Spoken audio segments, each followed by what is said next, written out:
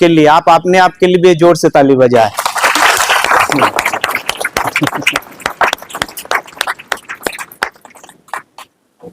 असंभव को संभव करने वाला कौन है? परमेश्वर है ना।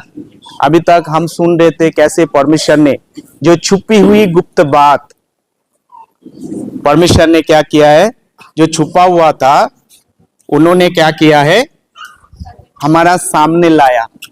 प्रकट का मतलब क्या होता है? कुछ चीज छुपी हुई है वो प्रकट किया है। क्या किया है? प्रकट किया है। क्यों प्रकट किया है? पुराना नियम के जो संत लोग हैं, जो सेवक लोग हैं, प्रभु यीशु मसीह उनको बचाने के लिए एक के पीछे एक लोगों को भेजा। अब्राहम को भेजा, मूसा को भेजा, दाऊद राजा को भेजा, सुलेमान को भेजा, एलिया को भेजा। ऐसे हजारों परमेश्वर ने लोगों को भेजा ताकि उसका उद्धार हो जाए, वो नाश ना हो, परमेश्वर के आशीष में बने रहे।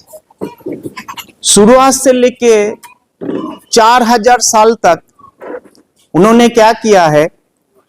परमेश्वर की वचन से जो है चलने के बजाय वो अपना अपना मार्ग लिया है और परमेश्वर के कहना को नहीं माना है। आखिर में परमेश्वर ने अपने प्रिय पुत्र को भेजा है। जब परमेश्वर ने मूसा को भेजा था, बोला था उनको छुड़ा के लाओ। प्रभु यीशु मसीह एक जैसा है, वो बदलता नहीं है। इब्रानी की पुस्तक उसकी 13 का 8 के अनुसार वो नहीं बदलता है, परंतु उसका काम जो हो बदला हुआ है। किस तरह बदला हुआ है? बोलो, बदला हुआ है। सभी लोग बोलिए, बदला हुआ है। एक बार परमेश्वर ने उत्पत्ति की पुस्तक उसका 1 का 29 में लिखा हुआ है, जितना भी बीज वाले पेड़ है, मतलब साग सब्जी है, तुम्हारा खाने के लिए है। उस समय परमेश्वर ने क्या बोला? तुम शाकाहारी रहो, तुम्हें मांसाहारी होने की आवश्यकता नहीं है। कोई पढ़ सकते हैं उत्पत्ति की पुस्तक 1 का 29। उसके बाद ये परमेश्वर वायदा किससे कर रहा है? ये परमेश्वर वायदा फिर आदम से कर रहा है। देखो, फिर परमेश्वर ने उनसे कहा, सुनो, जितने बीज वाले छोटे छोटे पेड़ सारी पृथ्वी के ऊपर हैं और जितने वृक्षों में बीज वाले फल होते हैं, वे सब मैंने तुमको दिए हैं, वे तुम्हारे भोजन के लिए हैं। भोजन के लिए परमेश्वर ने हमें साग सब्जी दिया है ताकि हम भोजन करके आप जिंदा रह सके। अगर उस समय परमेश्वर की कहना को नहीं मानकर कोई अगर मांस खाते तो क्या होता? परमेश्वर दंड देता नहीं देता? है ना। वही परमेश्वर आगे जाके थोड़ा से बदलाव किया है। परमेश्वर नहीं बदलता है। परमेश्वर बोलो, परमेश्वर नहीं बदलता है।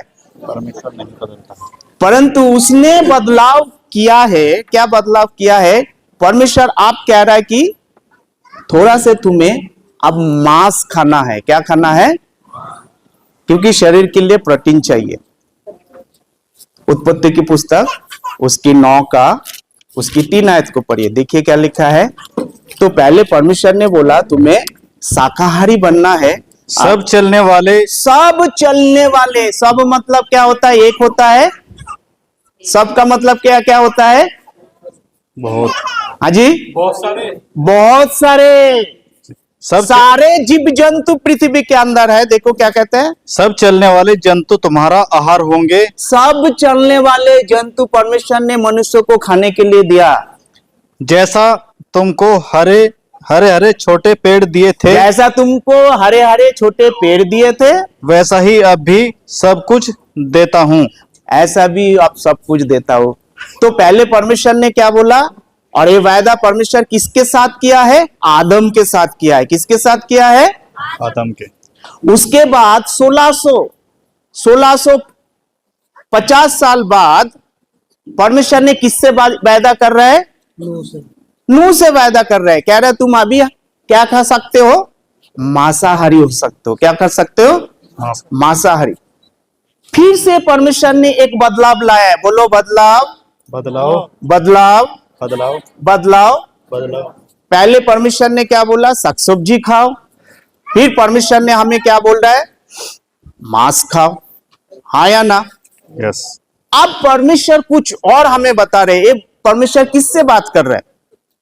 लेव अवस्था की पुस्तक उसकी 12 का उसकी 4 आयत से देखो क्या कह रहे हैं परमेश्वर की वचन। लेव अवस्था की पुस्तक उसकी 12 का 4 आयत। फिर वह स्त्री अपने शुद्ध करने वाले रुधिर 11 का 4 आयत, 11 का 4। 11 का 4। परंतु पागुर करने वाले परंतु पागुर करने वाले या फटे खुर वालों फटे खुर वालों में से इन पशुओं को न खाना। पहले परमेश्वर ने क्या बोला, सारे जीव जंतु तुम्हारे खाने के लिए है, बोला नहीं बोला? जी। अब परमेश्वर क्या कह रहे हैं, उससे चीजों को अलग कर रहे हैं। क्या कर रहे हैं? अलग। अरे वादा परमेश्वर के किसके साथ कर रहे हैं? इजरायलियों के साथ कर रहे हैं। पहले परमेश्वर वादा आदम से किया, उसके बाद वादा परमेश्वर नूह से किया। 9 से। अब परमेश्वर की वादा इजरायलियों के साथ कह रहा है। पढ़िए क्या कहते हैं, परंतु पागुर करने वाले या फटे खुर वालों में से इन पशुओं को न खाना, अर्थात ऊंट जो पागुर तो करता है परंतु चीरे खुर का नहीं होता, इसलिए वह तुम्हारे लिए अशुद्ध ठहरा है। अब परमेश्वर ने कुछ पशुओं को अशुद्ध किया है। क्या किया है? अशुद्ध किया है। बोला अभी मत खाओ। उस समय अगर कोई खाता इजराइल तो क्या होता, क्या करता परमेश्वर? उसको दंड मिलता नहीं मिलता? और जब शाकाहारी परमेश्वर ने बोला खाने के लिए, उस समय अगर कोई मांस खाता तो क्या होता, परमेश्वर दंड मिलता नहीं मिलता? मिलता है। अब परमेश्वर ने बोला ये खाओगे तो तुम हमारे लोग नहीं है, अशुद्ध हो जाओगे। तो परमेश्वर का कहना को मानना चाहिए नहीं मानना चाहिए? अब परमेश्वर क्या कह रहे हैं? Chicken simple. आप परमेश्वर क्या कह रहे हैं? वेजिटेरियन। पहला तीमुथियुस की पुस्तक उसकी 4 का 4 आयत देखो। आप परमेश्वर क्या कह रहे हैं? पहला तीमुथियुस 4 का 4। 3 चीजों यहां पर देखते हैं, बीता हुआ समय, परंतु अब, ये पीला वाला हिस्सा परंतु अब में है। आप परमेश्वर क्या कह रहे हैं और आने वाला युग में परमेश्वर क्या करने वाला है, अंतर है। देखो क्या लिखा है पहला तीमुथियुस की पुस्तक उसकी 4 का 4। क्योंकि परमेश्वर की सृजी हुई हर एक वस्तु अच्छी है, परमेश्वर की सजी हुई हर एक वस्तु अच्छी है, और कोई वस्तु अस्वीकार करने के योग्य नहीं। कोई वस्तु अस्वीकार करने के योग्य नहीं, पर यह है कि धन्यवाद के साथ खाई जाए। धन्यवाद के साथ। पहले परमेश्वर ने क्या बोला, साग सब्जी खाओ। फिर परमेश्वर ने मांसाहारी बनाया। फिर परमेश्वर ने क्या बोला, इस मांसाहारी में से इस चीजों को नहीं खाना। अब परमेश्वर कहता सब चीज खाओ। कौन पागल है यहां पर? परमेश्वर पागल है या मैं पागल हूं? दोनों में से तो एक तो होगा। अब बताइए कौन पागल है? बताना तो आपको पड़ेगा। परमेश्वर पागल है या मैं पागल हूं? हाँ जी गुरु जी। नोटा में कोई उत्तर नहीं। कब बोलता है खाओ, कब बोलता है नहीं खाओ। तो मेरा कहने का मतलब परमेश्वर पागल नहीं है ना, तो मैं पागल हूं। अगर हम वचन को नहीं समझते हैं तो हम पागल हैं। यस। समझ में आ रहा है? इसीलिए जो बदलाव बाइबल के अंदर हो रहा है, जिसको हम क्या कहते हैं, मिस्ट्री। मिस्ट्री का मतलब होता है छुपी हुई गुप्त ज्ञान। वो छुपा हुआ था, परमेश्वर ने किसी को नहीं दिया। परमेश्वर ने पौलुस को दुनिया भर के प्रकाश दिया था, रेवुलेशंस, एक नहीं हजारों। तो परमेश्वर ने जो बदलाव किया हुआ है, हमारा उद्धार कैसे होता है? अनुग्रह से होता है। कैसे होता है? बोलो अनुग्रह से होता है। अनुग्रह के द्वारा। अनुग्रह से होता है। रोमियो उसकी 11 का 6 में लिखा हुआ है। देखो क्या लिखता है, अगर ये अनुग्रह से हुआ है तो तुम्हारा कर्म से नहीं हुआ है।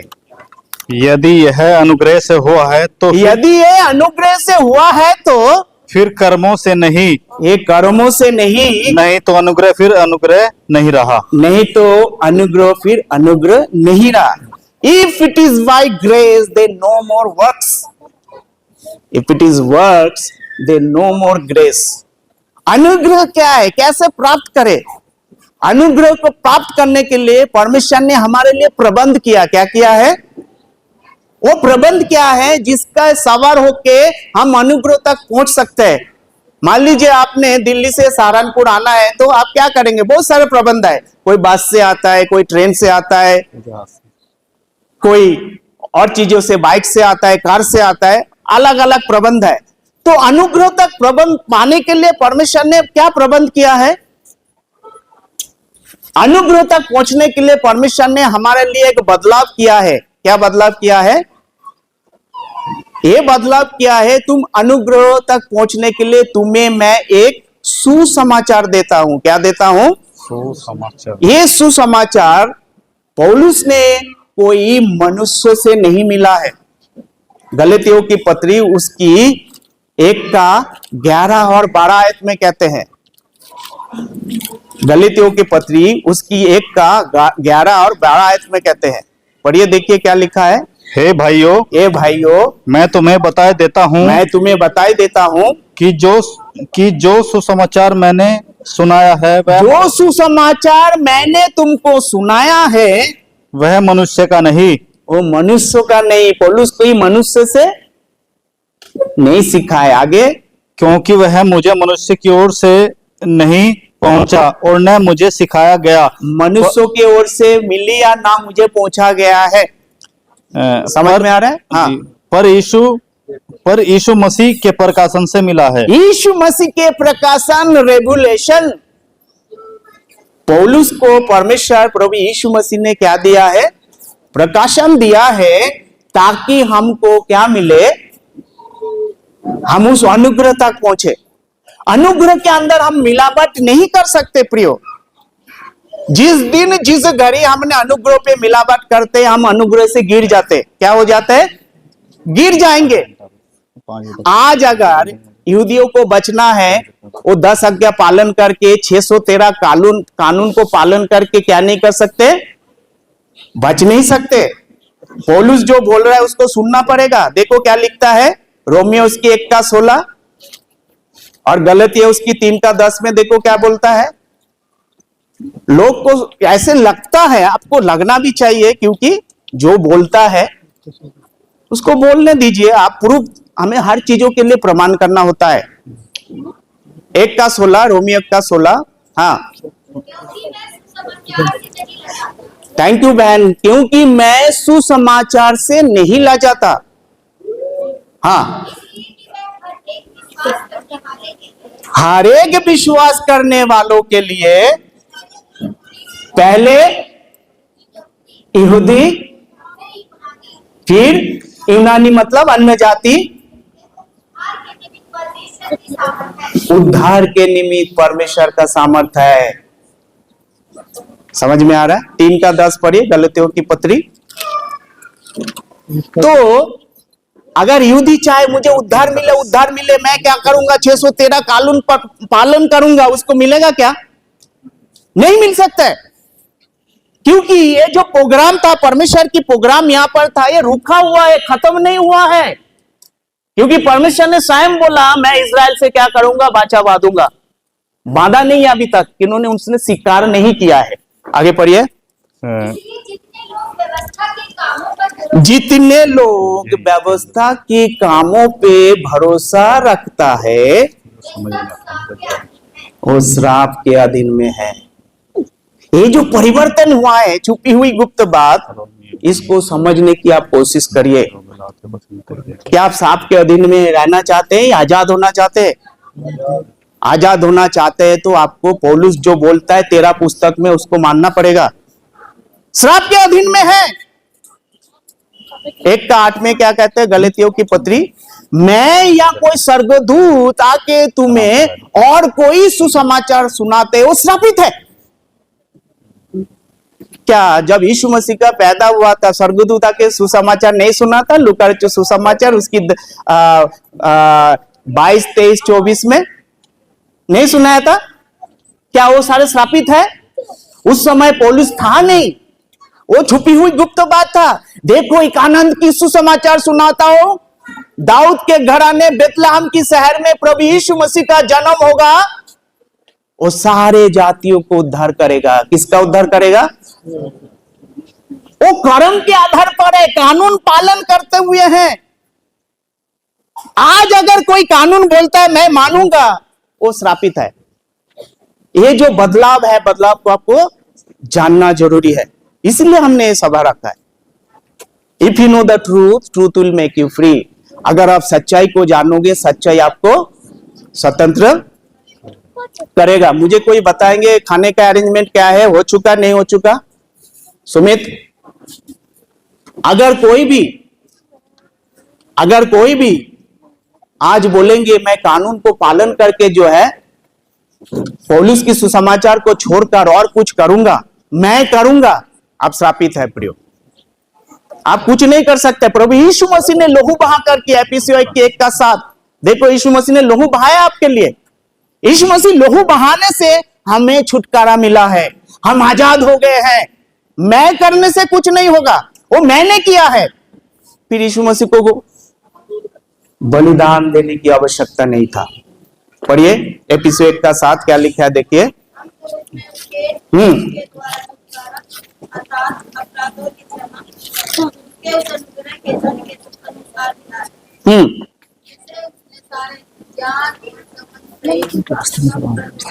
ओके, अभी रास्ते में है, कितना टाइम लगेगा भाई? 15 से 20 मिनट आप मुझे थोड़ा से सहन करना है। कर सकते हैं आप? ओके, क्या कहते हैं? पढ़िए उसको 1:7। हाँ, हमको उसमें उसके लहू के द्वारा छुटकारा, हम तो उसमें उसके लहू के द्वारा छुटकारा। आप छुटकारा बोलते हैं, परमेश्वर ने आपको छुटकारा दिया है। अभी आपको कौन सा छुटकारा चाहिए मुझे नहीं पता। उनके लहू के द्वारा छुटकारा, अर्थात पापों की क्षमा किससे मिला है? हमें अनुग्रह की धन के अनुसार मिला है। प्रभु ने इतना अनुग्रह हमें दिया है और उस चीज की आवश्यकता नहीं है आपको। अगर कोई बोलेंगे मैं करूंगा, मैं ऐसे करूंगा, मैं तैसा करूंगा, आप कुछ भी करते रहो। प्रभु यीशु मसीह ने कर दिया है। आमीन। किसके द्वारा? लहू के द्वारा। प्रकाशित वाक्य 1:5 लहू के द्वारा। यीशु मसीह ने लहू बहाकर पूरे समाज को आजाद कर दी। परंतु ये आजादी ज्यादा समय के लिए नहीं है। यहां ये आजादी खत्म हो जाएगा एक दिन। ये प्रोग्राम खत्म नहीं हुई है, ध्यान से सुनना। चीन और चमत्कार खत्म नहीं हुई है, रुकी हुई है। क्यों रुकी हुई है मैं आपको बताऊंगा। पहले देखो कैसे हमारा छुटकारा हुआ है। 1:5 प्रकाशित वाक्य 1:5 और यीशु मसीह की ओर से जो विश्वास योग्य, साक्षी और मरे हुओं में से जी उठने वालों में पहलोटा और पृथ्वी के राजाओं का हाकिम है, तुम्हें अनुग्रह और शांति मिलती रहे। पढ़ते रहिए जी। वह हमसे प्रेम रखता है और उसने अपने लहू के द्वारा हमें पापों से छुड़ाया है। लहू के द्वारा पापों से छुड़ाया है। और किसके द्वारा? लहू के द्वारा। मान लीजिए आप बैंक में जाते, एटीएम के जाते हैं, क्या करने के लिए? पैसा निकल के द्वारा। कैसे पैसा मिलता है आपको? एटीएम कार्ड के द्वारा पैसा मिलता है, हाँ या ना? तो हमें कैसे छुटकारा मिलता है? लहू के द्वारा छुटकारा। यीशु मसीह ने क्या पाया हमारे लिए? लहू पाया है प्रियो। आप कुछ करना चाहेंगे उस पे? कर भी आपको कुछ नहीं हो सकता है। परंतु ये ऐसा क्यों हुआ? परमेश्वर ने यहां से अभी अन्य जाति को बचा रहा है। ऐसा क्यों हुआ? क्योंकि इन्होंने सबसे पहले क्या किया है? जॉन द बैप्टिस्ट यानी यूहन्ना बपतिस्मा देने को क्या कर दिया? उसने काट डाला, मार डाला। क्या किया? सारे भविष्यवक्ताओं को उसने क्या किया है? मार डाला। क्या किया? खत्म।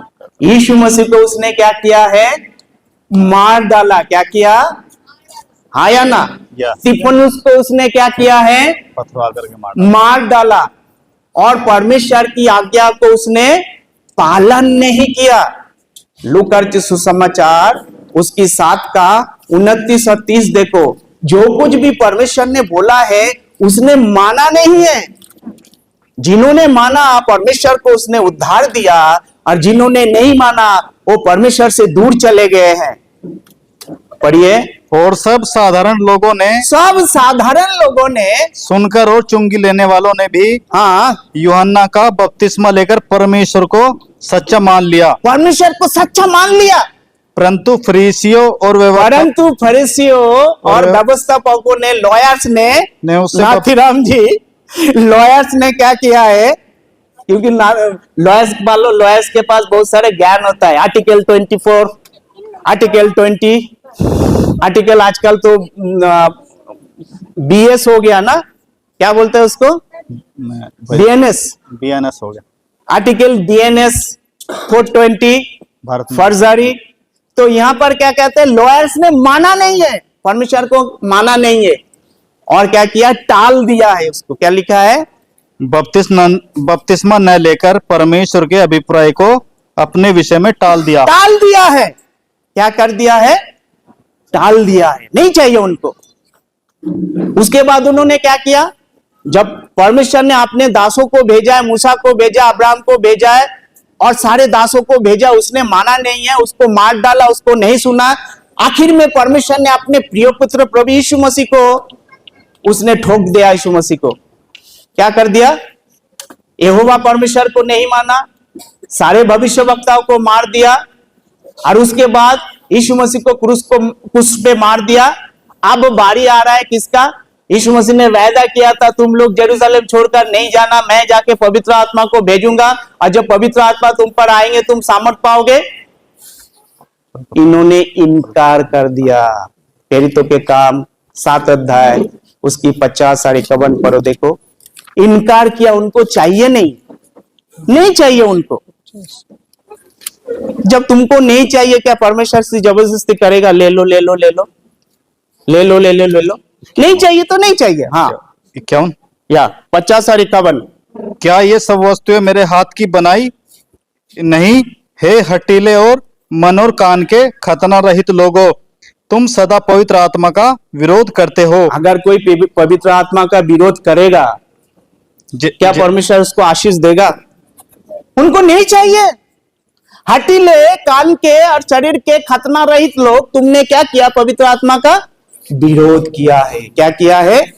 तुमने यहोवा परमेश्वर को नहीं माना। प्रभु यीशु मसीह आया, सारे भविष्यवक्ता आया तुमको बचाने के लिए, तुम उसको नहीं सुना। अब इन्होंने क्या कर दिया? पवित्र आत्मा को भी विरोध कर दिया। जब पिता पुत्र पवित्र आत्मा का विरोध हुआ, तब क्या हुआ? पहले सुसमाचार तुम्हें जाना था। कौन कह रहा है? पौलुस कह रहा है। परंतु तुम उसको क्या कर दिया? टाल दिया। प्रेरितों के काम 13 का 46 में देखो, तुमने टाल दिया। अब मैं क्या करूंगा? भाई नाथीराम के घर जाऊंगा। लिखा हुआ है आपका नाम इधर। किसके घर जाऊंगा? बहन प्रेमलता के घर जाऊंगा। लिखा हुआ है, हाँ या ना? गुरुजी के पास जाएंगे, लिखा हुआ है, देखो पढ़ो। तब पौलुस और बरनबास से निडर होकर कहा, अवश्य था कि परमेश्वर का वचन पहले तुम्हें सुनाया जाता। अवश्य था कि परमेश्वर की वचन पहले तुम्हें सुनाया जाता, परंतु जब तुम उसे दूर हटाते हो, जब तुम्हें दूर हटाते हो और अपने को अनंत जीवन के योग्य नहीं ठहराते, अपने आप को अनंत जीवन के योग्य नहीं ठहराते हो, तो देखो हम अन्य जाति की ओर फिरते हैं। ताली तो बजाइए।